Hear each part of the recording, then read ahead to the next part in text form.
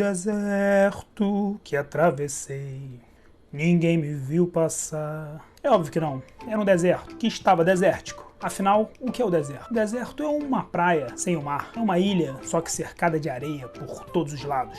Mas é um lugar absolutamente fascinante. Já estive em algum? Nunca estive, mas conheço eles através dos livros do Paulo Coelho e das músicas do El Chan. Essa é a mistura do Brasil com o Egito. Falando sério agora, o pouco que eu conheço da África saariana ali e do Oriente Médio, na verdade é o olhar do autor ocidental sobre o Oriente, né? Sobre essas lendas, sobre esses mitos. Recentemente eu li As Cabeças Trocadas, que é uma releitura de uma lenda indiana escrita pelo Thomas Mann. Lembro também um clássico que marcou a minha infância, um marco assim, que é o Siddhartha, do conterrâneo lá do Thomas Mann, do Hermann Hesse, que é um livro que eu recomendo para todo mundo. Tem uma jornada incrível lá do Buda, né? Gautama. Tem também o Pedra da Luz, né? Do Christian Jacques, que é um egiptólogo famosíssimo.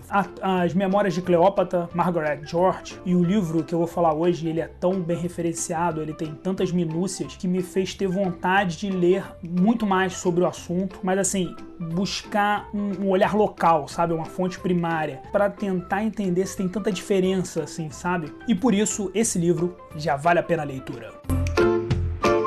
Eu vou revelar para vocês uma coisa que talvez vocês não saibam. Com certeza não sabem. Tenho dúvida nenhuma que vocês não sabem. Existem pessoas que moram no deserto. Sim, e eu não tô falando de apart hotel em Dubai e no Emirados Árabes, não, hein? Tô falando de gente que mora entre os camelos, na areia escaldante, no meio de uma tempestade. Eu acho que o máximo que eu aguentaria num deserto seriam 12 minutos, que é o tempo recorde que eu fico numa praia sem reclamar. Depois de 12 minutos eu começo, vambora, tá quente. Ai, que eu sou um carioca fajuto. E o livro de hoje é Muito Além do Fim do Mundo, RBR Barreto. Não é Rubens Barrichello Barreto não, tá? É Renata Barreto. RBR também não é aquela empresa de carro, né, da Fórmula 1, não tem? RBR, Red Bull Racer, sei lá. Eu não sei, que eu não entendo nada de Fórmula 1. E aqui é Muito Além do Fim do Mundo, e esse Além do Fim do Mundo também não é um negócio apocalíptico não, tá? É um negócio meio terraplanisticamente falando, seria a borda do planeta, onde o Judas bateu as botas.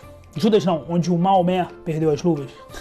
Nesse vídeo de hoje eu vou evitar fazer umas piadocas, tá? Porque tem muito do Islão, tem muito do Corão, e vocês sabem que esse pessoal tem um senso de humor meio assim inexistente, né? E eu quero conservar a minha forma física, a minha integridade física, até porque esse trabalho que eu faço aqui é voluntário, eu não quero arrumar briga com ninguém, muito menos com o pessoal que gosta de fazer cancelado, cortado essa parte. Aqui nós acompanhamos Kadir, que é um jovem príncipe de uma tribo do deserto que está em busca do autoconhecimento, de saber quais são os seus rumos, para onde ele vem, da onde ele vai, ao contrário, para onde ele vai, da onde ele vem, sabe aquela coisa meio da juventude que não sabe direito o que fazer, que quer sair para viajar, que quer se redescobrir. E nesse sentido, não é nem o Kadir lá, o príncipe do deserto, não.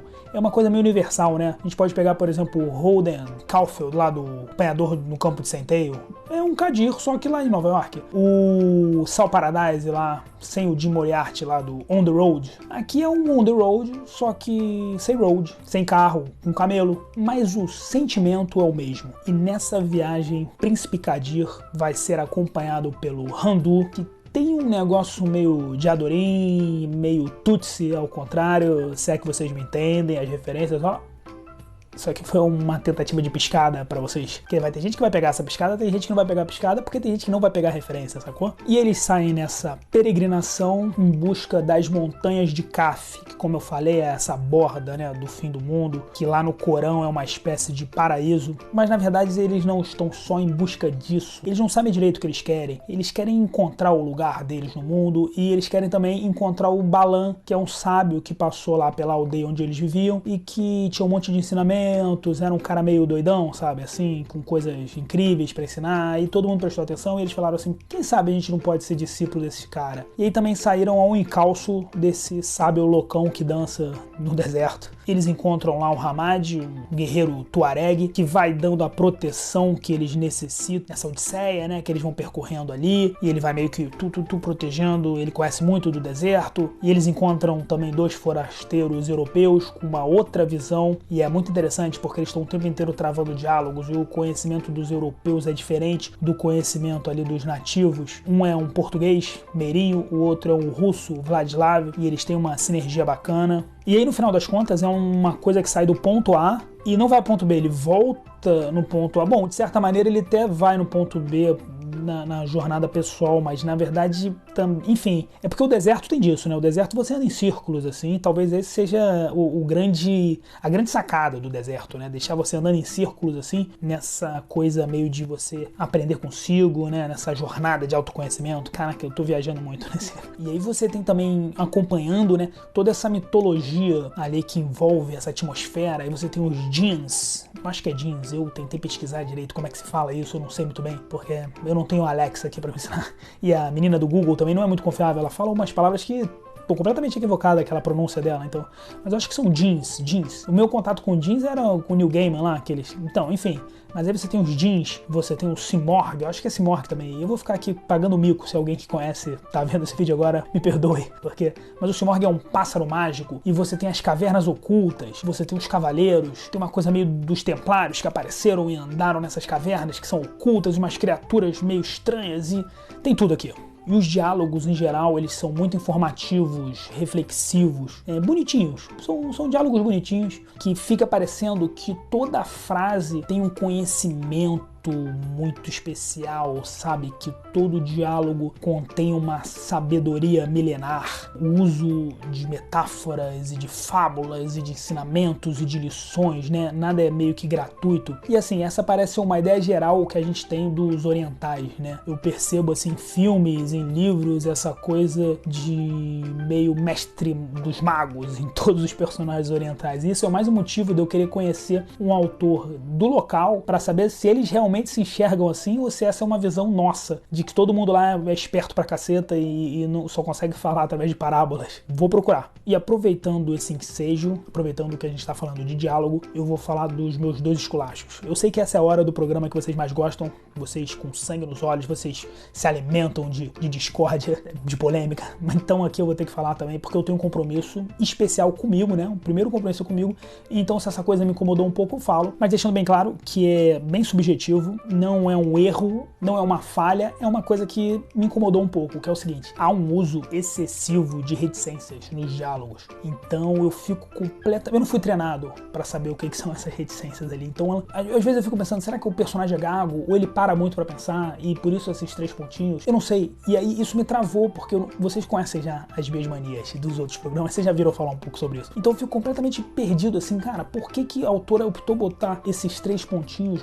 Mas se fosse só um personagem eu entenderia, seria uma característica dele, mas não é, são todos os personagens, então eu fiquei meio... Então, me travou e eu até agora não sei porque que em várias passagens tem essas reticências. E o que elas querem dizer? Se é um tempo de contemplação, se é o cara tá gago, ou se é pro leitor pensar, enfim, não sei. E nesse mesmo diapasão aí com relação à pontuação, cara, essa eu não entendo mesmo, que são a duplicação ou às vezes até a triplicação, cara, da exclamação e da interrogação. 3 interrogações ou 3 exclamações, cara, tipo assim, eu entendo que nessa linguagem hoje em dia mais moderna, o pessoal da internet, do Zap, do Facebook, do Instagram, usem, né, pra, tipo, reforçar. Mas, cara, nesse livro, eu não sei se combina muito, sabe? Eu não sei se essa coisa que eu tava falando antes do sábio, do ensinamento, não combina com o livro. E também, assim, eu acho que em vez de reforçar uma frase, ela enfraquece as outras que ela só usou uma, né? Se bem que não faz sentido isso, porque se ela tá enfraquecendo outra, significa que ela reforçou. Enfim, eu não entendi muito bem e, puta, eu fiquei meio